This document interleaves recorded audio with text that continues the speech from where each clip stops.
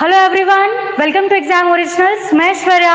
चलिए आज हम अपने एग्जाम ओरिजिनल्स की क्लास में ज्योग्राफी के अंदर पठार स्टार्ट करने वाले हैं। कल की क्लास में हमने देखा था अक्षांश और देशांतर के बारे में।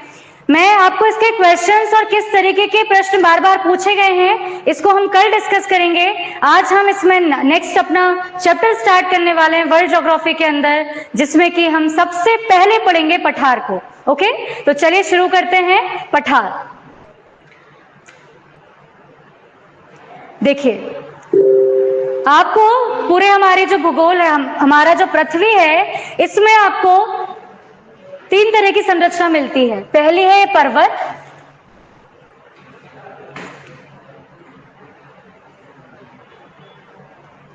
पहला है ये पर्वत, दूसरे ये आएंगे प्लेन चीज पठार, ये दिख रहे हैं आपको, और आखिरी चीज आती है ये मैदान। ठीक है, अगर हम बोले कि स्थल खंड में हमें तीन चीजें दिखती हैं, पहला दिखता है पर्वत, दूसरा है ये पठार जिसको आज हम पढ़ने वाले हैं, और तीसरी चीज है ये मैदान। इसको मैं यहाँ पे पर्वत लिख देती हूँ। ठीक है, तो सबसे पहले पठार पढ़ेंगे, इसके आगे हम और देखेंगे। देखें पठार होता क्या है। तो पठार भूपटल के वे स्थल खंड होते हैं जिनका कम से कम एक ओर का ढाल समीपी सतह या सागर तट से अधिक ऊंचा होता है और खड़े ढाल वाला होता है। देखिए, समीपी सतह से ऊंचा मतलब अगर ये कोई स्थल है और अगर इसकी हाइट इससे ज्यादा है, ठीक है, एक ये आपका सी लेवल हो गया और एक ये है जो कि इसकी सतह ऊंची है, तो इसे हम पठार कहेंगे। ठीक है, अब हम नेक्स्ट बात कर रहे हैं खड़े ढाल। आपने देखा होगा, अपने बचपन में हम स्लाइड्स पे झूलते हैं, इसे रिसक पच्ची कहते थे। इसकी ढाल ऐसी होती थी, ऐसे चढ़ते जा रहे थे हम। ठीक है, तो इसकी ढाल, इसके हम बोलेंगे ढाल मंद है ना। इस पठार की, सॉरी, इस पर्वत की ढाल कैसी है? मंद है ना। ये पर्वत की बात हुई, लेकिन हम जब पठार की बात कर रहे हैं तो हम बोल रहे हैं खड़े ढाल वाला, मतलब इसकी जो चढ़ाई है वो खड़ी चढ़ाई होगी। ठीक है, इसको बोलते हैं पठार। ठीक है, तो डेफिनेशन में क्या आ गया? जो समीप सतह से थोड़ा ऊंचा हो, समीप सतह या सागर तट से, देखो ये सागर तट है, इससे थोड़ा ऊंचा है, और ढाल कैसी है? खड़ी, इसे कहते हैं पठार।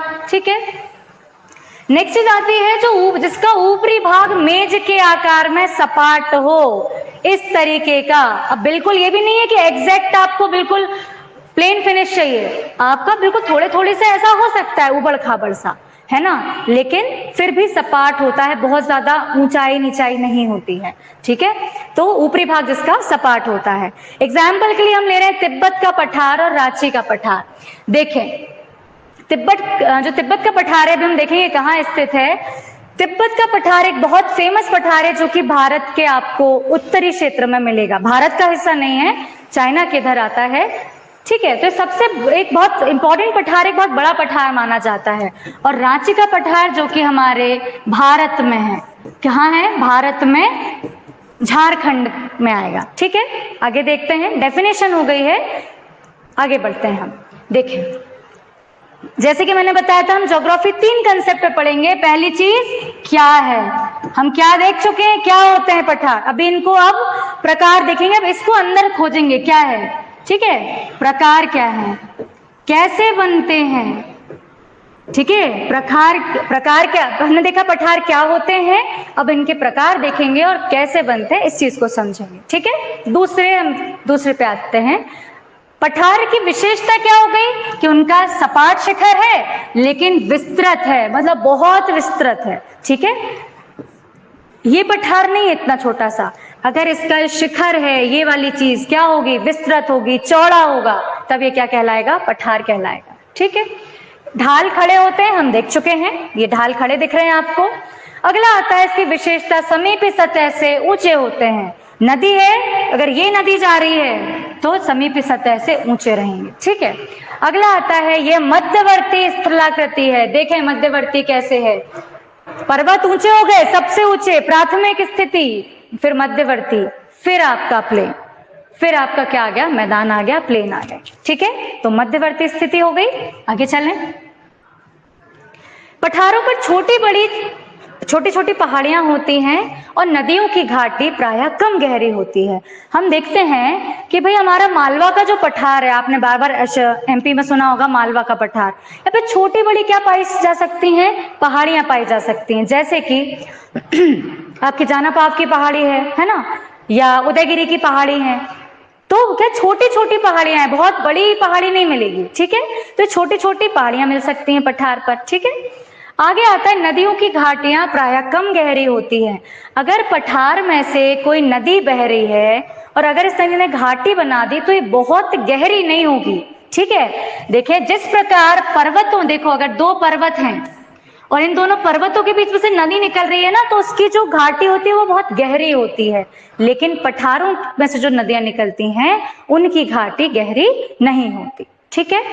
आगे चलते हैं, ये इसकी विशेषता हो गई। 4-5 पॉइंट याद रखने हैं, सपाट, ढाल खड़े, समीपी सतह से ऊंचा, मध्यवर्ती है और छोटी बड़ी पहाड़ियां भी मिल सकती हैं। आगे चलें, देखें कि पठारों का, जस्ट अ मिनट,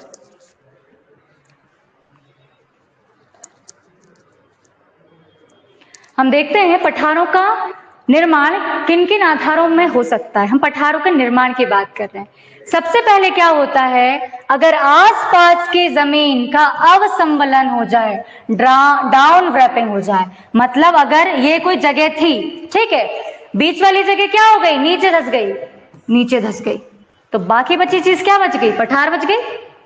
अब आप बोलोगे मैम ऐसा सुना है कि बीच वाला भाग नीचे धस जाता है तो ये कुछ कुछ पर्वत भी बनते हैं, तो हम जब पर्वत पढ़ेंगे तब हम इसको देखेंगे, क्योंकि पर्वतों की ऊंचाई बहुत होती है ना, तो जो बन रहा है अगर उसकी ऊंचाई ज्यादा नहीं है तो पठार की श्रेणी में आ जाएगा, और जिसकी ऊंचाई बहुत ज्यादा है वो किसकी श्रेणी में आ जाएगा, पर्वत की श्रेणी में आ जाएगा, ठीक है। चल, तो अगर जमीन का क्या हो जाए, अवसंबलन, डाउन रैपिंग हो जाए, तो शेष स्थल तो शेष स्थल एक पठार का रूप धारण कर लेगा, ठीक है। एक भाग नीचे चला गया तो जो बच गया उसने पठार का रूप ले लिया। दूसरी चीज, इसका एग्जाम्पल देखें, भारत का गंगा यमुना का मैदान का अगर दक्षिणी भाग क्या हो जाए, धस जाए, तो हिमालय के साथ संलग्न जो उत्तर मैदान है वो अपने भाग पर यथावत रहे तो एक पठार के रूप में दृष्टिगत होगा। एक आपको बताना चाह रहे हैं, देखो इसको कैसे, कि देखें यहां पे मैं आपको छोटा सा मैप बना के समझाती हूं। ये आपका हिमालय रहा है ना, अब मैं बोल रहे हैं, वो ये बोल रहे हैं कि ये आपका हिमालय है, ठीक है, इधर पे ये आपका हिमालय है, यहाँ पे वो बोल रहे हैं अगर गंगा यमुना का जो मैदान है ना उसका दक्षिणी भाग धस जाए, ठीक है, नीचे चला गया और ये मैदान यहीं रहा तो क्या हो जाएगा, उठा हुआ हो जाएगा ना, ये मैदान क्या हो जाएगा, अपने समीपवर्ती से उठ जाएगा, पठार बन जाएगा, ठीक है, ये कहना चाह रहे हैं। अगले चलें, अब अगर क्या हो जाए, उत्संबलन हो जाए, तो जब किसी विस्तृत स्थल खंड है वो ऊपर उठ जाए तो भी क्या बन जाएगा, पठार बन जाएगा। ये एक भाग था, ये ऊपर उठ गया, कुछ भाग नीचे रह गया, क्या बन जाएगा, पठार बन जाएगा, ठीक है। दो तरीके हो सकते हैं, या तो ऊपर उठ जाए या नीचे उठ जाए, पठार के निर्माण का एक तरीका हो सकता है। चले हम नेक्स्ट तरीका देखते हैं, किस किस रूप में पठार बन सकते हैं। देखें, पर्वतों के निर्माण के समय अगर समीपवर्ती भाग अधिक ऊपर ना उठ पाया हो, तो पर्वत तो ऊपर उठ गए लेकिन जो और भाग था वो ऊपर नहीं उठ पाया, तो जो ऊपर नहीं उठ पाया वो क्या हो जाएगा, पठार हो जाएगा, और जो ऊपर उठ गए वो पर्वत हो जाएंगे, ठीक। चलें आगे, मैदानी भागों या निचले भागों में लावा के प्रवाह के कारण, ठीक है, अगर अत्यधिक जमाव हो जाए, देखो ज्वालामुखी फट रहा है, ये ज्वालामुखी फटा, अब ये इतनी ऊंचाई पे नहीं जा पाया कि क्या बन जाए, पठार बन जाए। बताती हूँ ऊंचाई कितनी होती है, तो क्या बन जाएगा, ये पठार बन। अगर देखो फिर से बोलती हूँ इस चीज को, अगर ज्वालामुखी फटा है ना, या तो ये एक तरीका है इतना बहुत ज्यादा ऊपर उठ जाए, और अगर इतनी ऊपर नहीं उठ पाया तो क्या होगा, थोड़ा नीचे रुकेगा, नीचे वाला भाग क्या हो जाएगा, पठार हो जाएगा, ऊपर वाला भाग क्या हो जाएगा, पर्वत हो जाएगा, ठीक है। अब हम ये देखें, हम आगे देखने वाले हैं कि पठारों की औसत ऊंचाई कितनी होती है। तो एक औसत रूप में मैं बात करूं तो 1000 से लगभग 4000 मीटर तक की ऊंचाई वाले जो क्षेत्र होते हैं उन्हें पठार कहते हैं, ठीक है। लेकिन कुछ पठार ऐसे भी हैं जिनकी ऊंचाई 4000 से ज्यादा है, ठीक है। लेकिन एक 4000 5000 उन्होंने एक एवरेज बना के रखा है कि 1000 से 4-5 तक की ऊंचाई वाले, मीटर तक की ऊंचाई वाले जो क्षेत्र होते हैं उन्हें हम पठार कहते हैं, ठीक है। चलें आगे। अब हमने इसको डिवाइड करते हैं, एक पोर्शन, एक चीज और रह गई है, लावा वाली चीज हमने देख ली है, ठीक है। अगले हम आते हैं, पर्वत निर्माण के समय भूसन्नति के दोनों ओर के किनारों पर वलन पड़ने एवं बीच वाले मध्य क्षेत्र, मध्य देश के अप्रभावित रह जाने पर तथा उसमें उत्थान होने पर। देखें, अगर भूसन्नति जब ऐसा होता है कि भाई अवसाद आते जाते हैं, है ना, तो क्या हुआ, जब इन पे वलन पड़ा तो इनकी जो ऊंचाई थी वो बहुत ज्यादा नहीं रह पाई, ठीक है। ऊपर तो उठे लेकिन इनकी ऊंचाई बहुत ज्यादा नहीं हो पाई, तो ये पठार बन गए। इस भूसन्नति से ही पर्वत बने हैं। भूसन्नति बताऊंगी नेक्स्ट क्लास में, भूसन्नति क्या होती है। इस भूसन्नति से ही पर्वत बने हैं, और ये भूसन्नति के समय ही अगर बीच वाला क्षेत्र अप्रभावित रह गया था और बाद में जब उसमें उत्थान हुआ, बाद में जब वो ऊपर उठा तो क्या बने, पर्वत बने, ठीक है। सीधी सी बात है, हमें यह ध्यान रखना है कि अगर समीपवर्ती क्षेत्र से कोई भाग ऊपर उठ रहा है, किसी भी कारण से हो सकता है, तो क्या बनेगा, पठार, और पठार बनेंगे, ठीक। आगे चलते हैं, देखें क्या लिखा हुआ है। अनाच्छादन के कारण उच्च पर्वतीय भाग काटकर नीचे हो जाते हैं और निचले भाग को आसपास के सतह से ऊंचे रहते हैं। देखिए, देखा होगा आपने कि मानव अपने कामों के लिए क्या करता है, इन पर्वतों को काटता है। ये जो पर्वत दिखते हैं ना, इनको हम अपने कामों के लिए काट लेते हैं, या इनका अपक्षय अपर्दन हो जाता है। अपक्षय अपर्दन हो गया तो ये पठार है। जो पर्वत ऐसे थे वो ऐसे रह गए, पर्वत ऐसे बच गए, क्या बन जाएंगे, पठार।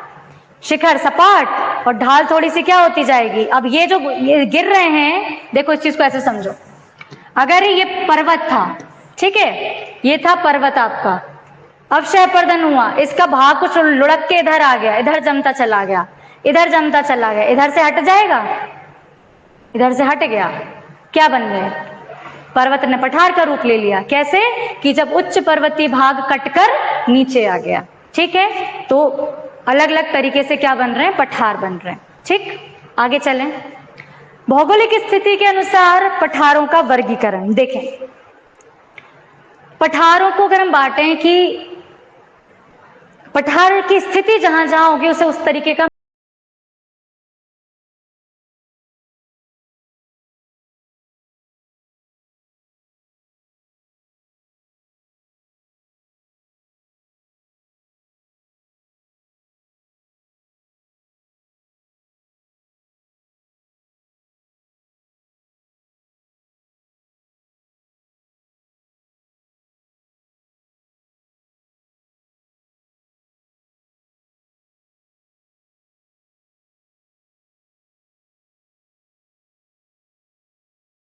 शैलगिरी पहाड़ आपने अच्छी पढ़े होंगे, ये वही पर्यायवाची है।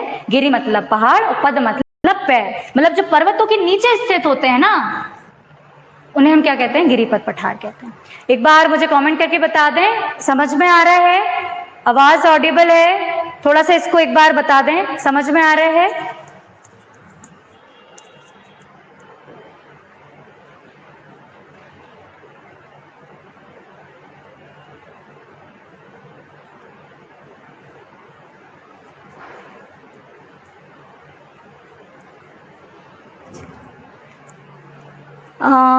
कहाँ लिखना है, कहाँ नहीं लिखना है, आपको क्या बोलना चाह रही हैं दिव्या, थोड़ा सा समझ में नहीं आ पा रहा है, क्या बोलना चाह रही हैं आप। इन स्लाइड्स के स्क्रीनशॉट लेते चलिए।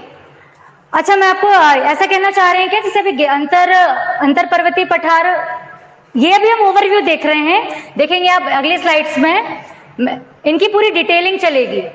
जलकृत पठार क्या है, अपर्दित पठार क्या है, अभी हम ऊपर ऊपर देख रहे हैं अंतर पर्वतीय पठार क्या है ना। तो अभी सिर्फ आप ऐसे सुनते जाइए इसको, बस लेकिन स्क्रीनशॉट लेते जाना जिससे आपके पास कंटेंट इकट्ठा होता जाए, ठीक है। अंतर पर्वतीय पठार क्लियर हो गया। जो आप क्लास टाइमिंग की बात कर रहे हैं वो 5:30 से रहेगी, ठीक है। गिरिपथ पठार हमारा हो गया है। हमें लोकेशन देख रहे हैं कि वो स्थित कहाँ है, ठीक है। भौगोलिक स्थिति में कहाँ पठार स्थित है उसके आधार पर हमने इसे 4 भागों में बांट दिया।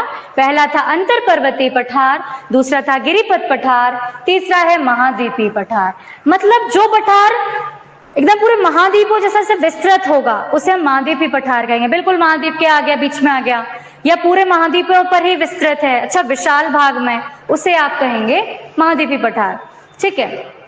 आगे हम पढ़ने वाले हैं, चिंता न करें। तटीय पठार, वो पठार जो कि सागर के तट पर स्थित होगा। ये सागर दिख रहा है यहाँ पे, ये पठार है, यहाँ पे सागर दिख रहा है। जैसे आपने कोरोमंडल नाम सुना होगा, तमिलनाडु में कोरोमंडल नाम की जगह, कोरोमंडल जैसे ही खत्म होगा बिल्कुल समुद्र रखा है, बंगाल की खाड़ी रखी है, तो एक प्रकार का वो तटीय पठार है, ठीक है। मतलब समुद्र तल के जो समीप स्थित पठार है उसे हम क्या कहेंगे, तटीय पठार कहेंगे। क्लियर हुआ? आगे चले। नेक्स्ट है आकृति के अनुसार, किस तरह का शेप है, किस तरह की आकृति है, उसके आधार पर पठारों का देखें डिवाइडेशन कैसा है। गुंबदाकार पठार, अगर उस पठार का शेप गुंबद कैसा होता है, गोल गुंबद, वो ऐसा है ना, मतलब बिल्कुल ऐसा गुंबदाकार पठार दिख रहा है तो उसे हम क्या कहेंगे, डोम टाइप पठार, ठीक है। डोम ऐसा भी तो होता है, कटोरा टाइप, है ना, इस तरीके का पठार, ठीक है। लेकिन अब पठार जरूर है लेकिन इसकी जो ढाल दिखेंगे वो खड़ी दिखेंगी। छोटा नागपुर का पठार आपका गुंबदाकार पठार है, ठीक है। आगे चलते हैं। घर्षित पठार, घर्षित मतलब वो घिस चुका है पठार, बहुत उसमें फ्रिक्शन मतलब यहाँ पे कटाव हो चुका है नदी से और जल से, वायु से, इस प्रकार से वो घर्षित हो चुका, घिस चुका है, उसे कहते हैं हम घर्षित पठार, ठीक है। आगे देखें सोपानाकार, स्टेप लाइक मतलब इस तरीके से, कुछ इस तरीके का, फिर इस तरीके का, है ना, सोपान क्रम में, इसे हम क्या कहेंगे, सोपानात्मक पठार। विंध्य का जो पठार है वो सोपान क्रम में ही है। मतलब आप देखेंगे जो विंध्यांचल रीजन के होंगे, रीवा, पन्ना, सतना, इस इधर के देखेंगे आप क्या ऐसे ऐसे बिल्कुल क्षेत्र मिलेंगे, इसी को कहते हैं कगारी क्षेत्र, कगार, ठीक है। सपाट बिल्कुल फ्लैट मिलेंगे, बिल्कुल ऐसा, ठीक है। तिब्बत का पठार आप देखेंगे इसी तरीके का पठार है, क्योंकि वो बहुत भाग में विस्तृत है और काफी सपाट प्लेन है वो, है ना, बहुत ज्यादा पहाड़ी, छोटी छोटी पहाड़ियां ऐसी नहीं है, प्लेन है वो। नेक्स्ट आते हैं हम पेरीप्लेन, पेरीप्लेन पठार, पुनर्युवित पेरीप्लेन पठार। इसमें क्या होता है, पुनर्युवित मतलब बार बार उसका यौवन आ रहा है, पठार था उसके ऊपर आके फिर कोई लेयर जम गई, ठीक है, मतलब वो कंटिन्यूस प्रोसेस में अभी भी बन रहा है पेरीप्लेन पठार, ठीक है। पुनर्युवर्णित मतलब उसका यौवन फिर से आ रहा है, ठीक है, पेरीप्लेन पठार। क्लियर हो गया? आकृति के अनुसार 5 प्रकार के, अभी हमने देखा था भौगोलिक स्थिति के अनुसार हमने 4 देखे थे, ये 5, ठीक है। आगे चले। जलवायु के आधार पर पठार, पहला हो सकता है मरुस्थलीय या शुष्क पठार, जो मरुस्थल वाले क्षेत्र में हो, ठीक है, या जहां जिस पठार में बरसात कम होती हो, वर्षा की मात्रा कम हो और बहुत गर्मी हो, ड्राई, है ना, ड्राइनेस होगी जहां पे, वहां पे मरुस्थलीय पठार होते हैं, ठीक है। आर्द्र पठार, ऐसे पठार हैं जहां पे ह्यूमिड या आपकी आर्द्र जलवायु हमेशा रहती हो। आर्द्र जलवायु आपको कहाँ मिलेगी अधिकतर, मुझे कमेंट सेक्शन में करके बताएं कि सब देखो आर्द्रता कहाँ आती है, जहां पे वर्षा, जहां पे आपका जल हो और क्या हो, सूर्य हो, आर्द्रता बनने लगेगी। ह्यूमिडिटी बोलते हैं मौसम में बहुत ह्यूमिडिटी है, कब होती है, जब एक दिन पहले पानी गिरा हो और आज क्या निकल जाए, धूप, धूप जादू, ठीक है, तो क्या लगेगी, उमस, धूप, है ना, आर्द्रता, वही पठार जो होते हैं उन्हें आर्द्र पठार कहते हैं, ठीक है। मुझे बता दें जरा, ये हम अगर पृथ्वी की बात करें सबसे ज्यादा आर्द्रता कहाँ मिलेगी, कमेंट सेक्शन में करके बताना।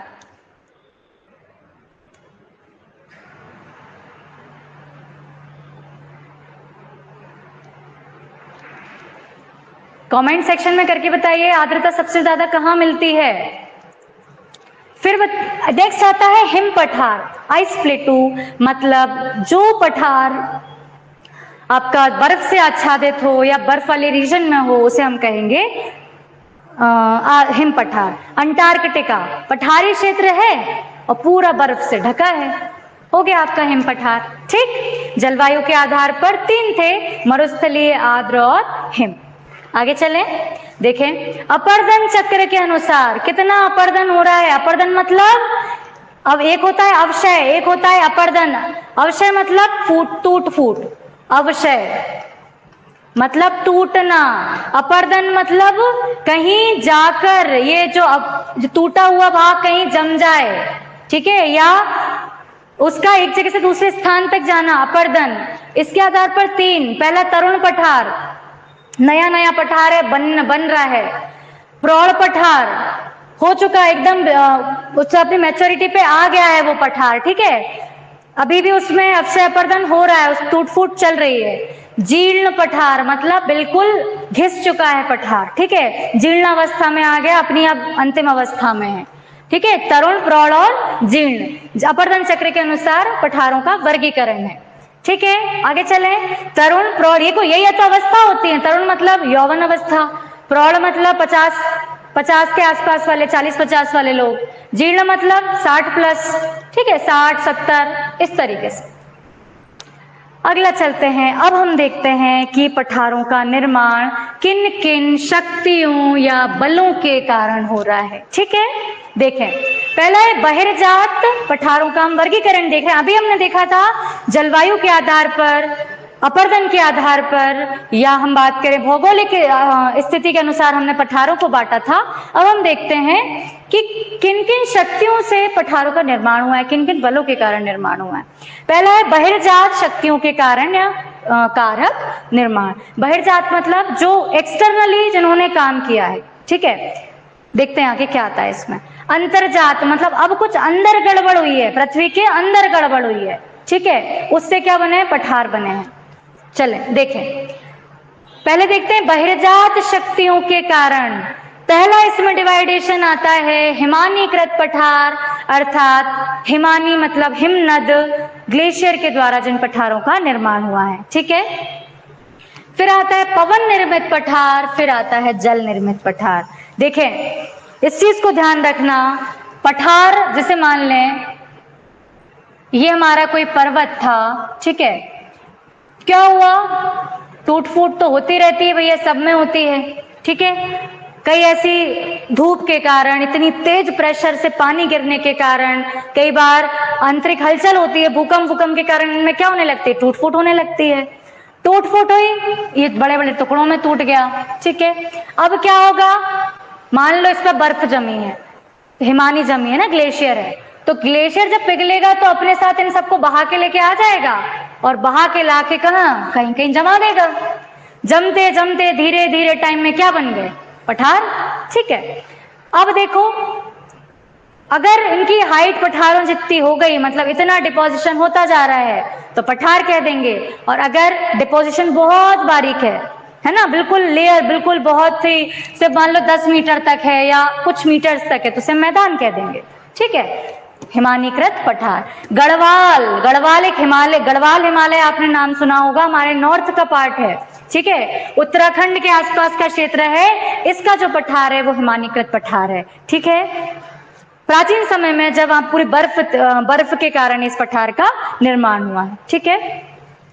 पवन निर्मित पठार, हवा जब इन अवसादों को, ये जो टूटे हुई चीजें हैं ना, इनको जब बहा के लेके आती है, उड़ा के लेके आती है और डिपॉजिट करती जाती है, फॉर्म में डिपॉजिट होते जा रहे हैं, होते गए बहुत सालों में, हजारों करोड़ों साल लग जाते हैं इन पठारों को बनने में, ठीक है। तो पवन निर्मित पठार हो गए, पोटवार का पठार, पोटावर का पठार। आगे हम देखते हैं पठार कहाँ कहाँ कौन कौन से स्थित हैं। जल निर्मित पठार, भैया नदियां बहा के ले आई हो, ठीक है, नदियां अपने साथ इतने अवसाद बहा कर लेके आती हैं, धीरे धीरे धीरे जब वो चीजें जमती जाती हैं और पहले मैदान बनते जाते हैं, फिर पठार बनते जाते हैं, ठीक है। मैदान में हम देखेंगे बारीक मिट्टी होती है, जबकि पठार में बड़े बड़े ऐसे स्थलखंड भी हो सकते हैं, ठीक है। जल निर्मित विंध्य का पठार। आगे चलें, बहिर्जात कारण समझ में आ गए। नदी मतलब आपका जल है ना, वायु या पवन, और हिमानीकृत मतलब बर्फ के द्वारा, हिमानी मतलब हिम नदियों के द्वारा, ठीक है। आगे चलते हैं, देखें, अंतर्जात बलों के कारण आकस्मिक अंतर्जात बल, जैसे ज्वालामुखी पठार अचानक फटेगा, ज्वालामुखी बता के नहीं फटता, मैं फटने वाला हूं। आकस्मिक अंतर्जात बल लग जाए, ठीक है, भूकंप आ गया एकदम से, तो क्या हो गया? आकस्मिक अंतर्जात। अगला आता है पटल विरूपणी, ये वाला समझ में आ गया? आकस्मिक अंतर्जात बल, ज्वालामुखी पठार एक उसका कारण हो गया, ठीक है, एक वो हो गया आपका प्रकार हो गया। नेक्स्ट हम देखते हैं पटल विरूपणी। पटल मतलब ये जो पटल होते हैं ना स्थलखंड, विरूपण मतलब एक दूसरे के ऊपर आ जाए। देखें जरा, ये एक पटल था, ये एक पटल था, ठीक है, क्या हुआ? इस तरीके से, ठीक है, ये क्या हुआ? पठार हो गए, पटल विरूपणी। या कोई भाई पटल है अलग अलग, वो एक दूसरे से क्या हो जाए? शिफ्ट हो जाए, पटल विरूपणी पठार हो जाएंगे वो। अंतर पर्वतीय, ये हमने पढ़ा अंतरा पर्वतीय, सॉरी अंतरा पर्वतीय। देखते हैं हम कि वही पर्वतों से घिरा हुआ हो, ठीक है, तो ऐसा क्या हुआ होगा कि ये पर्वतों के बीच में रह गया, ठीक है। गिरिपद पठार, अभी हमने इसका डिवाइडेशन देखा है इसके पहले, गुंबदीय पठार, ठीक है। अंतर्जात बलों के कारण इस प्रकार के पठार बनते हैं, ठीक है। दिव्या, पीडीएफ की बात करेंगे, ठीक है।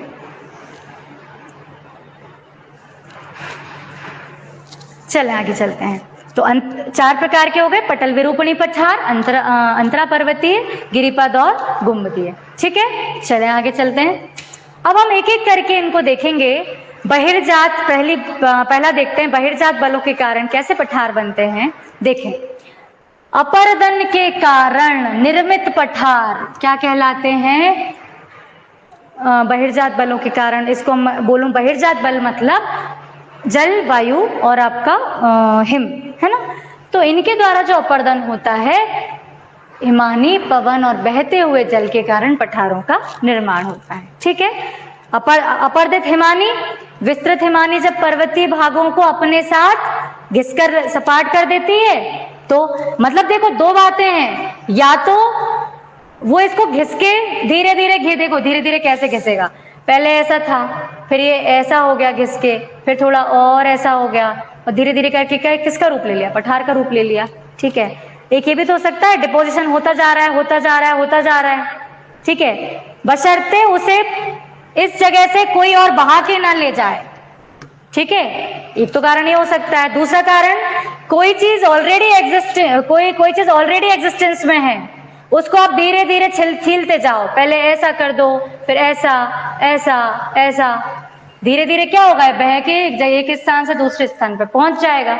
तो ये जो रिमेनिंग भाग है वो क्या बच गया? पठार बच गया, ठीक है। तो अपर्दन किसका हो रहा है? उस पर्वत का हो रहा है, हिमानिक पर्वतीय भागों में, और क्या बन गया आपका? हिमानीकृत पठार, ठीक है। निक्षेपित, निक्षेपित मतलब लाकर जमा करना। देखो दो बातें हैं, एक है अपर्दन और एक है निक्षेपण। मतलब अपर्दन में क्या हो रही है? कोई चीज की कमी हो रही है, अपर्दित। अगर आप आपने देखा होगा जब फर्नीचर बनता है तो उसको छीलते हैं, घिसते हैं, क्या हो रहा है? अपर्दन। और अगर कोई चीज जाके कहीं जम जाए, क्या होगा? निक्षेपण, ठीक है। तो अपर्दन किसने किया था? हिमानी ने किया था, ठीक है। देखो जरा, ये पर्वत था, ग्लेशियर ने क्या किया? इसको काटता गया, काटता गया, काटता गया, देखें सपाट, तो ये सपाट हो जाएगा कुछ टाइम बाद, ठीक है। अगला हम चलते हैं, निक्षेपित हिमानी। निम्न स्थानों पर क्या होता है? हिमानी अपने हिमोड़ के निक्षेपों द्वारा इस स्थलखंड को ऊंचा करके छोटे छोटे पठारों का निर्माण करते हैं। कश्मीर में आपको ये काफी दिख जाएंगे। कश्मीर में हम देखते हैं पीर पंजाल श्रेणी में छोटे छोटे पठार मिल जाएंगे आपको, ठीक है। किसने बनाए हैं? वो हिमानी ने बनाया है, ठीक है। अपर्दित, निक्षेपित दोनों तरीके से पठार बन सकते हैं। या तो आप इसको काटते चलो धीरे धीरे धीरे, और इसको अगर काट रहे हो तो कहीं जमाओगे ना, तो वहां पे भी पठार बन गया, ठीक है। आगे चलें, हिमानी वाला क्लियर हो गया। पहला पोर्शन हिमानी का हो चुका है। दूसरा पोर्शन देखते हैं, जलकृत पठार। देखिए ये पर्वत है, ये पठार है। क्यों? नदी आ रही थी, अपने अवसादों को लाती गई, जमाती गई, जमाती गई, ठीक है। और ये जो है ना पर्वत, इसको धीरे धीरे काटती गई, ठीक है। तो देखें, नदियों द्वारा तलछट के निक्षेप द्वारा स्थलखंड ऊंचा होता जाता है और अधिकांश भाग शैल में परिवर्तित होता जाता है और ऊंचे उठते जाते हैं। तो पठार का क्या हो जाएगा? निर्माण हो जाएगा। देखो जरा इस वाले में, भाई पठार ये तो थे, धीरे धीरे नदी निकली और क्या होता गया, नीचे वाले पोर्शन में जमती चली गई, जमते उसके निक्षेप जमते चले गए, पठार बन गए। ठीक है, ये पठारी क्षेत्र है, ऊपर वाला पर्वतीय क्षेत्र है। क्लियर हो गया? आगे चलें। पवनकृत पठार, अब यहां से बहुत आप देखेंगे पर्वतीय जो स्थान होते हैं वहां पे बहुत तेज हवा चलती है ना। तो हवा ने क्या किया, इन सारों को काटते चली गई, पर्वतों को धीरे धीरे, मतलब धीरे धीरे ऐसे कि जो छोटे छोटे भागों में टूटते रहते हैं ना उनको, और यहाँ जो कुछ कुछ ऐसे बिखरा हुआ दिखा उसको बहा के ले गई। ठीक है, लंबे समय तक निक्षेपण के कारण पवन अपने साथ मिट्टी के बारीक कणों को उड़ाकर लाती है और उनको सुनिश्चित स्थान पर निक्षेपित करती जाती है। ठीक है, आज जमा गई, कल जमा गई, ऐसे रोज रोज सालों सालों में जमा के क्या कर देगी, वो लंबे समय में जमा निक्षेपण करके मिट्टियां काय में बदल जाएंगी, शैल में, चट्टानों में, और यही चट्टान क्या हो जाएगी, पठार का रूप ले लेगी। ठीक है, मतलब अपक्षय और अपर्दन दोनों करते हैं। ठीक है, ये अंतर्जात बलों के कारण समझ में आ गया, हिमानी, जलकृत और पवनकृत। आगे चलें, अब हम उसमें देखते हैं बहिर्जात अंतर्जाति वाले के कारण देखें। अंतरा पर्वतीय पठार, देखें दोनों ओर क्या है, पर्वत है, बीच में क्या बच गया, बीच वाला भाग अगर या तो ऊपर उठ नहीं पाया या वो शरण होता चला गया उसका, या इन दोनों के अवसाद यहाँ जमते चले गए, क्या बन गया, पर्वत, अंतरा पर्वतीय पठार। ठीक है, सामान्य रूप से भूपटल के सर्वोच्च एवं सर्वाधिक विस्तृत अत्याधिक जो जटिल पठार होते हैं, मतलब जो ज्यादातर फैले हैं ना, वो अंतरा पर्वतीय पठार है। ठीक है, तिब्बत का पठार जो है हमारा, ये मैंने आपको बता दिया है कि चारों तरफ से किससे घिरा होगा, वो पर्वतों से घिरा होगा। तिब्बत का पठार देखें, अगर आपने कभी मैप वैप देखा हो, तिब्बत का पठार जो है, यहाँ पे हिमालय है, हिंदू कुश मिल जाएगा और पूरे इसी के विस्तार मिल जाएंगे। तिब्बत का पठार किससे घिरा है, चारों ओर से पर्वतों से घिरा है। आपका कौन सा पठार हो गया, अंतरा पर्वतीय पठार। ठीक है, इंटर माउंटेन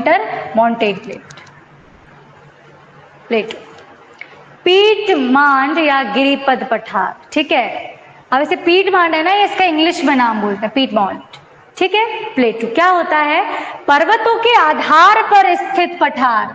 ये पर्वत है, पर्वतों के पैरों में जो बिल्कुल गिर गया है पठार, उसे क्या कहेंगे, गिरिपद पठार। ठीक है, तो एक ओर से किससे घिरा है, वो उच्च पर्वतों से, और दूसरी ओर किससे घिरा है, सागर या मैदानों से। देखें आप क्वेश्चन कैसे आते हैं, एमपीपीएससी स्ट्रेट फॉरवर्ड क्वेश्चन पूछता है, भाई साहब आप बताएं पवनकृत पठार, पवनकृत पठार, तो हम क्या लिखेंगे, बहिर्जात कारकों के कारण निर्मित पठार है, पवनों द्वारा बहाकर लाए गए निक्षेपों के फलस्वरूप निर्मित हुआ है, और एक आध एग्जाम्पल बता देंगे, खत्म। ठीक है, गिरिपद पठार सी मार्कर में तैयार करूं तो पर्वतों के आधार पर स्थित है, एक तरफ इसमें सागर होते हैं और एक तरफ मैदान होते हैं, एक आध हम क्या बता देंगे, एग्जाम्पल दे देंगे, काम खत्म। इस प्रकार में अब आपने तैयारी कैसे करनी है, हम मेंस के हिसाब से पर्वतों, इतने जो मेन इंपॉर्टेंट पठार हैं, इन पर हम 3 मार्कर तैयार करेंगे। ठीक है, मैं आपको आज से काम भी दूंगी, तो अब आपको इस पे काम करना है। ठीक है, इसका निर्माण भी उत्थान के कारण ही पर्वतों के साथ होता है, जिनके साथ ये पठार मिलते हैं। देखो जब पर्वत बना था तभी ये बने थे, है ना, तब जब पर्वत बने तभी ये बने, तो इनके बिल्कुल नीचे ही बन गए। क्या कह दिया हमने इसे, गिरिपद पठार। ठीक है, पर्वतों के पैरों पे स्थित है, पर्वतों के नीचे स्थित है।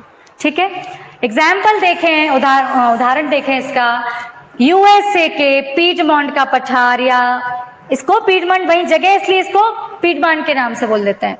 दक्षिण अमेरिका का पेंटागोनिया का पठार, दक्षिण अमेरिका में पेंटागोनिया का पठार, आगे वाली हम स्लाइड में देखेंगे ये स्थित कहाँ है, एग्जैक्ट लोकेशन बताऊंगी मैं। गुम्बदाकार पठार, वलन की क्रिया द्वारा जब स्थलखंड में उत्थान हो जाए, देखो वलन, मोड़, वलन मतलब मोड़। जब इतना ज्यादा अंदर जब हमारे बल अंतर्जात बल लगते हैं ना, उनके कारण क्या होता है, कोई चीज जब उसमें मोड़ आ गया, इस तरीके से मोड़ आ गया, बाकी सब भाग ऐसे ही रह गया बिल्कुल प्लेन, ये भाई साहब ऊपर उठ गए, क्या बन गया, ये रहा आपका गुम्बदाकार पठार। ठीक, इसे आप पर्वत नहीं बोलेंगे, क्यों, पर्वतों की जो औसत ऊंचाई होती है वो 6000 मीटर से अधिक होती है। तो अगर 6000 मीटर से कम है तो आपने उसे पठारों की श्रेणी में डाल दिया। हाँ, आप थोड़े थोड़े जो मैं बताती जा रही हूं उसको आप लिखते जाइए, स्क्रीनशॉट लेते जाइए। स्क्रीन क्लियर नहीं है, स्क्रीनशॉट क्यों नहीं दिया जाते हैं, नोट्स बनाए जाएंगे क्या मैडम ने कहा, नहीं,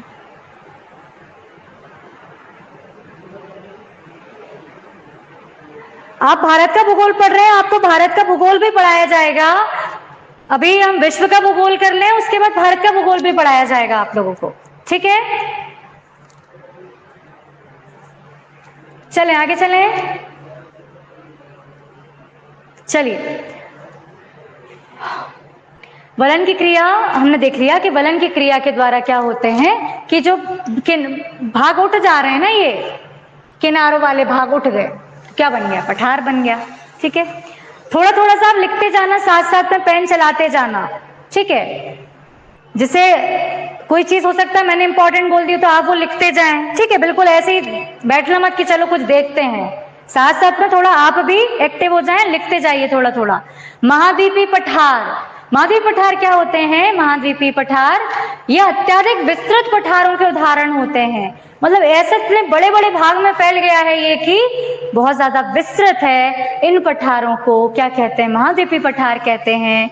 ये प्रायः पर्वतीय भागों से तो दूर होते हैं किंतु समुद्री तटों से या मैदानों से घिरे होते हैं, ठीक है। जैसे कि महाद्वीपीय पठार में बोलूं, हमारा प्रायद्वीपीय जो पठार है वो एक प्रकार का महाद्वीपीय पठार है। क्यों, पर भैया हिमालय से तो दूर है, जरा डायग्राम देखना भारत का, देखो ये रहा आपका भारत, प्यारा भारत, महान, ठीक है।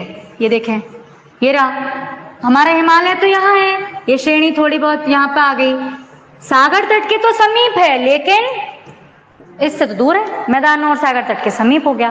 तो किसका भाग है ये, प्रायद्वीपीय पठार का, क्योंकि अत्याधिक विस्तृत पठार है। ठीक है, क्लियर हो गया। 3 मार्कर तैयार करते जाना। देखो जरा कॉन्टिनेंटल प्लेटू, ये रहा, ऐसा सी दिख रहा है, सी दिख रहा है, बीच में उत्पन्न हो गए, ठीक है। प्रायद्वीपीय पठार भी इसी का उदाहरण आता है। आगे चले, तटीय पठार सागरी तटों के पास स्थित पठार है, ठीक है। एग्जाम्पल ये देखो जरा, ये रहा तुम्हारा, ये सॉरी ये देखो, ये रहा कोरोमंडल तट, इधर पे पठारी भाग आ रहा है, इधर आपका रॉयल सीमा का पठार आता है, किसके समीप है, बिल्कुल वो समुद्र से चिपका है, क्या हो गया आपका, तटीय पठार हो गया, ठीक है, कोरोमंडल तट।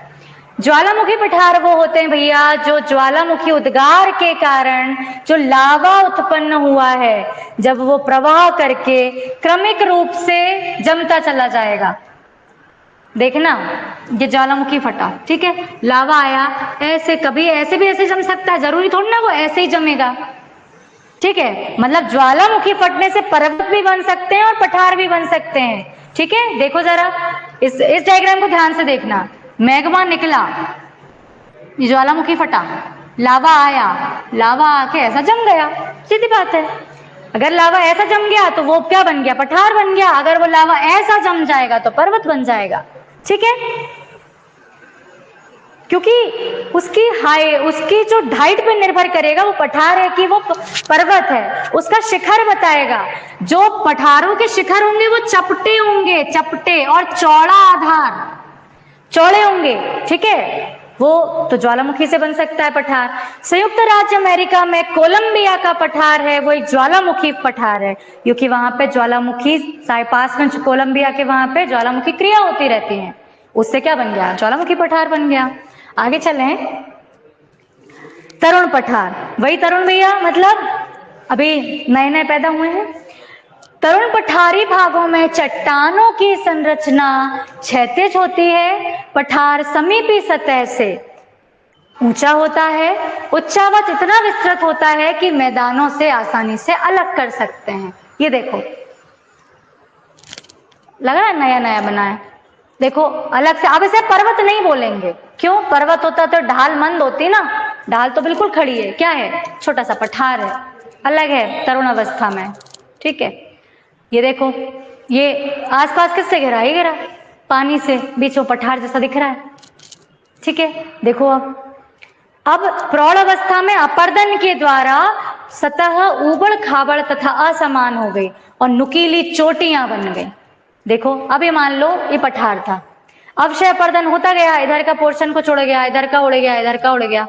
उड़ गया मतलब कुछ ऐसा बच गया, इस तरीके का बच गया है। तो ये पठार देखो जरा, शीर्ष खड़े हैं तो इसे क्या कहेंगे? अपर्दन पठार। छोटी छोटी पहाड़ियां दिखने लगी हैं भैया, देखें छोटी छोटी पहाड़ी दिखने लगी, चोटियां दिखने लगी, तो क्या हो गया? वो अपर्दित पठार हो गया या प्रौढ़ पठार, ठीक है। प्रौढ़ पठार मतलब 50, अगर हम प्रौढ़ उम्र क्या होती है? 50 के आसपास वाली उम्र जो होती है उसे प्रौढ़ उम्र कहते हैं, ठीक है।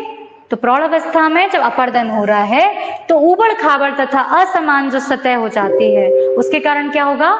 नुकीली चोटियां अगर मिलती हैं तो उसे हम कहेंगे प्रौढ़ पठार, ठीक है। चलें आगे। जीर्ण पठार, देखिए जरा डायग्राम को ध्यान से।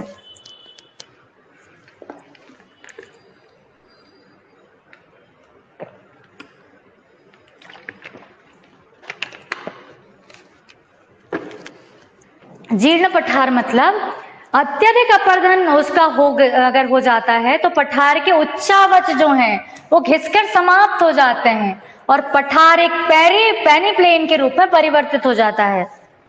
अगर पठार इतना घिसता चला गया, इतना घिसता चला गया, बिल्कुल खत्म है ना, जीर्ण मतलब 70-80 के पार, तो जब घिसता चला जाएगा तो एक समय ऐसा नहीं आ जाएगा पठार तो बचा ही नहीं, हाइट तो बची नहीं, तो पठार नहीं बचा, बिल्कुल मतलब जो घिसता हुआ पठार है ना, बिल्कुल आपने छील दिया उसको, वो कहलाएगा जीर्ण पठार, ठीक है।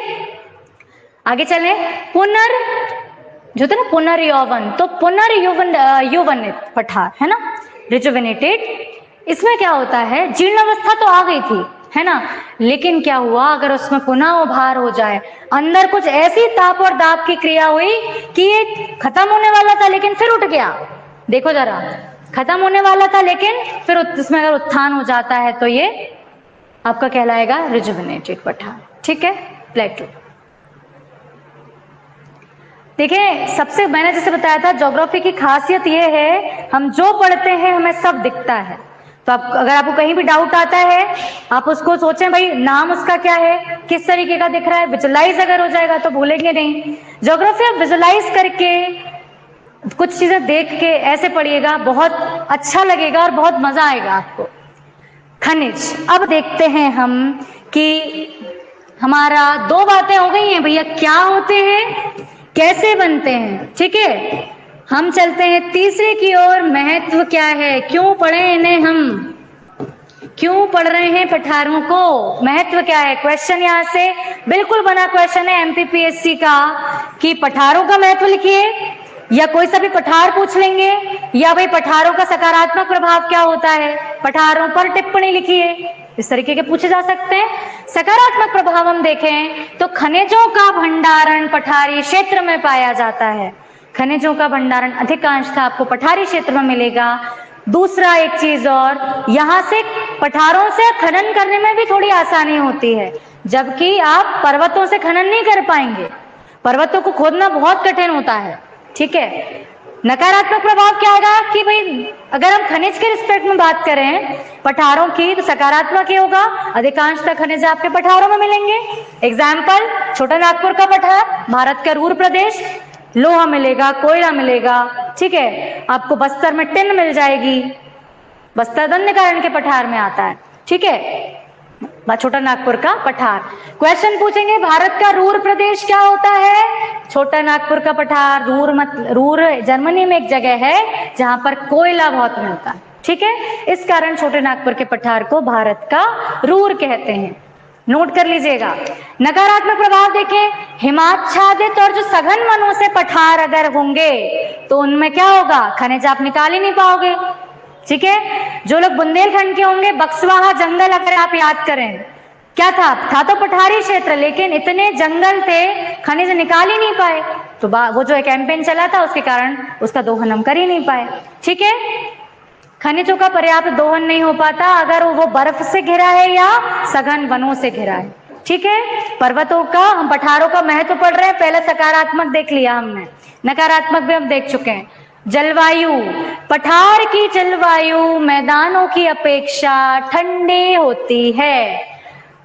बार बार एक आपने पढ़ा होगा, फायान ने मालवा की जलवायु को ठंडा कहा है, सम जलवायु कहा है, या विश्व की सर्वश्रेष्ठ जलवायु कहा है। आ गई वही बात, क्योंकि यहाँ की जलवायु ठंडी होती है, रहना आसान होता है, मैदानों में बहुत गर्मी लगती है और पर्वतों पे तो बहुत ज्यादा सर्दी लगती है। ठीक, तो गर्म प्रदेशों में इन पर मानवीय आवास होते हैं। ठीक है, नकारात्मक प्रभाव देखें, ठंडी जलवायु वाले प्रदेशों में अत्यधिक ठंड के कारण क्या होता है, मरुस्थलों का विकास हो जाता है। शीत मरुस्थल देखें, बताइए कमेंट में लिख के, कहाँ है भारत में शीत मरुस्थल, कहाँ है बताइए।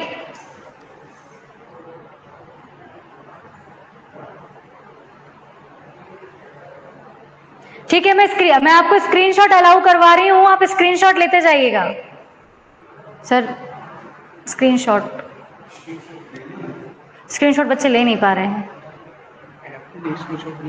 अच्छा, ऐप में तो फिर पीडीएफ देंगे।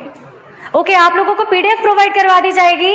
दिव्या और विद्या, प्रशांत, प्रिया, जो भी आप लोगों को पीडीएफ की बात कर रहे हैं, आपको पीडीएफ प्रोवाइड करवा दी जाएगी। कमेंट सेक्शन में लिख के बताइए, भारत में इस ठंड शीत मरुस्थल का विकास कहाँ हुआ है। अरे बोलो, ये लेह लद्दाख, जो इतने घूमने जाते हैं ना बुलेट से, ये लेह लद्दाख वही क्षेत्र है, शीत मरुस्थल। शीत मरुस्थल क्यों, ठंडी जलवायु वाले प्रदेशों में क्या हुआ, इतनी ठंड पड़ रही है कि पठारी क्षेत्रों में मरुस्थलों का विकास हो गया है। ठीक है, शीत मरुस्थल, मरुस्थल भी दो प्रकार के होते हैं, गर्म और शीत। सिर्फ कहीं जाना है अब ज्योग्राफी में तो सिर्फ घूमने के लिए नहीं जाना, वो कैसा है ये भी थोड़ा सा नजर में रख लेना। हम कृषि की बात अगर करें तो पठारों पर कृषि करना आसान होती है। ठीक है, मैदान तो बने ही कृषि के लिए हैं, लेकिन कंपैरेटिवली वहां की मिट्टी के कारण, पठारों की मिट्टी के कारण आप आसानी से कृषि कर सकते हैं। लावा निर्मित पठारों से प्राप्त जो काली मिट्टी होती है सर्वाधिक अनुकूल होती है। वो हमारे यहाँ मालवा के पठार में, हो सकता है आप में से कुछ वीडियो देखने वाले भी मालवा के पठारी क्षेत्र में हो, मालवा वाले रीजन को बिलोंग कर रहे हो, यहाँ पर सबसे ज्यादा कृषि होती है मिट्टी के कारण। ठीक है, आगे चले। नकारात्मक प्रभाव, अधिकांश पठारों से लेटेराइट एवं लाल मिट्टी की प्राप्ति होती है, जिसमें सामान्य हम अपने खाद्यान्न उत्पादित नहीं कर सकते हैं। ठीक है, अनुपजाऊ मृदा भी मिलती है, लेकिन ऐसा है कुछ पठारों में अच्छी भी मिलती है। अच्छी बात करेंगे तो अच्छा लिख देना, नकारात्मक लिखना हो तो उसका नेगेटिव पॉइंट लिख देना। हम खनिज देख चुके हैं, ठीक है, जलवायु देख चुके हैं, कृषि देख चुके हैं, 3 पॉइंट हो चुके हैं। आगे बढ़े, आपको पीडीएफ दे दी जाएगी, स्क्रीनशॉट नहीं ले पाएंगे। सकारात्मक प्रभाव वनस्पति के रूप में देखा जाए तो आर्द्र प्रदेशों में, आर्द्र मतलब बताया था ह्यूमिड, जहां पे वर्षा और धूप दोनों साथ साथ मिले, आर्द्र प्रदेशों में वनों की अधिकता के कारण इमारती लकड़ी मिलती है। लड़की मत पढ़ना, लकड़ी लिखा है। ठीक है, इमारती लकड़ी मिलेगी जहां पर हमारी वनस्पति ज्यादा होगी। ठीक है, तो जहां की आर्द्र जलवायु वाले पठार होंगे वहां पर लकड़ी मिल गई। नकारात्मक प्रभाव देखें, शुष्क प्रदेशों में पठारों पर छोटी बड़ी घासों का विस्तार होता है। जहां पे गर्मी पड़ रही है वहां पे क्या होगा, छोटी छोटी घास होगी, तो वो हमारे काम के ज्यादा नहीं हो पाएगी, वो चारागाह और पशुओं के काम में आएगी। ठीक है, यातायात बहुत अच्छा पॉइंट है। यातायात की समतल और सपाट पठार होंगे तो रेल और सड़क आसानी से विकसित हो जाएगी। वही आप ये जो है ना पर्वतों पर रोड बनाना उतनी आसान नहीं होती है, पठारों में बहुत बड़ा आसान मिल जाएगा। ठीक है, नकारात्मक प्रभाव देखें, गहरी घाटियां और अगर उबड़ खाबड़ वाले पठारी क्षेत्र मिल गए तो क्या होगा, ज्यादा कटिंग छटिंग करनी पड़ेगी, बहुत ज्यादा काट पीट होगी, पैसा लगेगा, तो क्या हो जाएगा, नकारात्मक प्रभाव हो जाएगा। मतलब पठार जो सपाट है उनमें हमारा यातायात अच्छा होगा। ठीक है, आगे चलें। जनसंख्या, ये बहुत बड़ा कारण है इस पठारी क्षेत्र का कि खनिज पदार्थों वाले क्षेत्रों में रोजगार और उद्योग की उपलब्धता के कारण जनसंख्या का संकेंद्रण होता है। यही कारण है उड़ीसा, हमारा पूरा दक्षिण भारत आप ले लें, आपको काफी जनसंख्या देखने को मिलेगी। यही उत्तर भारत, यहाँ पे नॉर्थ ईस्ट में क्यों नहीं है? पर्वतीय क्षेत्र है, रहना उतना आसान नहीं होता, उद्योग धंधे यातायात उतना आसान नहीं रहता। क्लियर? अब लेकिन ये बात भी, अगर घने जंगल और असमतलीय पठारों में बिखरी जनसंख्या होती है, देखें आप झारखंड में, उड़ीसा में, ये नक्सलाइट एरिया जो यहाँ पे है पठारी क्षेत्र, लेकिन क्या है, इतने ज्यादा वो वनाधिकार उनके आड़े आ जाते हैं कि जनसंख्या थोड़ा सा कम निवास कर पाती। ठीक है, उबड़ खाबड़ होगा, वहां पे भी कम रह पाएगी। लेकिन आप मालवा का पठार देखें, कितना जनसंख्या संकेंद्रण है।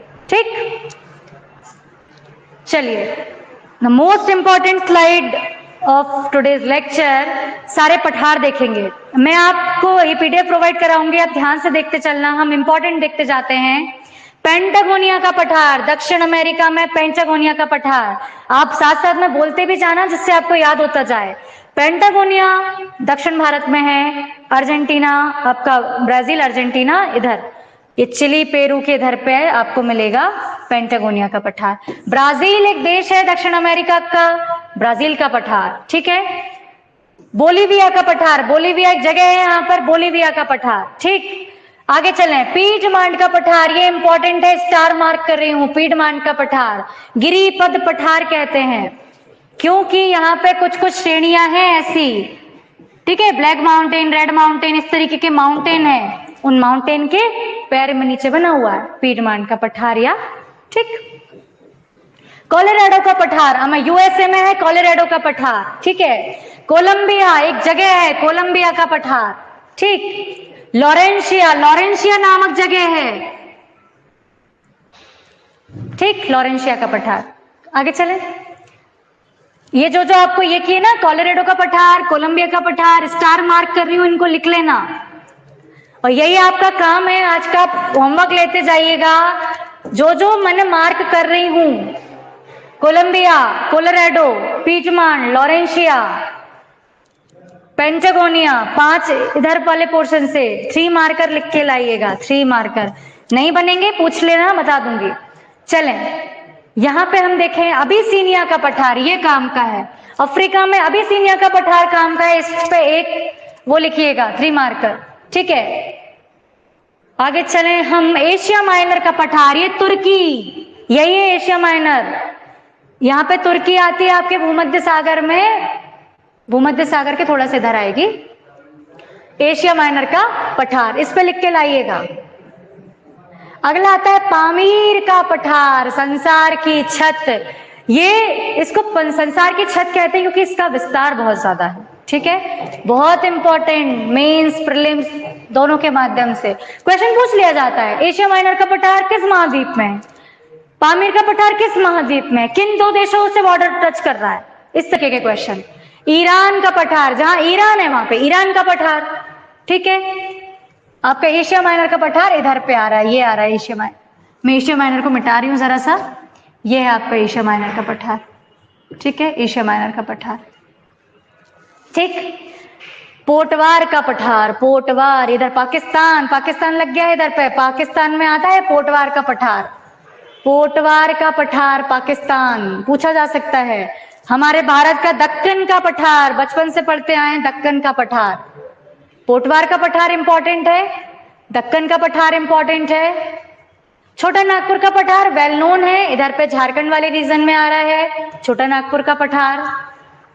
ठीक है, नेक्स्ट देखेंगे मेघालय का पठार, कहाँ होगा? मेघालय में स्थित होगा। ठीक है, ये आपका नॉर्थ ईस्ट रहा है, ये रहा मेघालय और इधर पे है मेघालय का पठार, इसी को शिलोंग का पठार भी कहते हैं। ठीक है, आगे चलते हैं। ओके, चलिए अब देखें यहाँ पे आपका टकला मकान, ये पर टकला मकान जो कि चाइना में है, इसको याद कर लेना, टकला मकान का पठार चाइना में है। ठीक है, ओके, मंगोलिया में मंगोलिया का पठार, ठीक, इस तरीके से आपको जो इंपॉर्टेंट जहां जहां मैंने मार्क किए हैं उन पठारों पे आप 3 मार्कर तैयार करने की कोशिश करना। आप लोगों को अभी स्लाइड अपलोड हो जाएंगी, तो इसकी आप स्क्रीनशॉट लेने की और कंटेंट की चिंता मत करना, ठीक है। तो देखिए जो मैंने आपको बोले हैं वो सारे इंपॉर्टेंट पठार यहाँ पे लिखे हुए हैं। पोटवार का पठार, तिब्बत का पठार, पामीर का पठार, इन कुछ बेहाउस पे इनको याद करना है। क्या क्या विशेषता है? संसार का ऊंचा, महाद्वीपीय स्केलेटन के नाम से विख्यात है, सेंट्रल एशिया का पर्वत है, ठीक है। इस तरीके से आपको पठार 3 मार्कर तैयार करने हैं, ये आपको पीडीएफ अभी दे दी जाएगी। देखें आपके इसमें सारे इंपॉर्टेंट पठार लिखे हुए हैं, ठीक है। कोलोराडो का पठार यूएसए में, ये मैंने बता दिया किस तरीके का है, ये आपको काम करके लेके आना है। एशिया माइनर का पठार, तुर्की का पठार इंपॉर्टेंट है, ठीक है। मंगोलिया का पठार, लोएस का पठार, ओके। तो चलिए आज की क्लास हम यहीं खत्म करते हैं, आपको पीडीएफ प्रोवाइड करवा देती हूं मैं, ओके। तो ये आप पीडीएफ मिल जाएगी, आप इसको पूरा पढ़ के आए, जो कुछ डाउट्स हो आप पूछ सकते हैं, okay class, thank you so much.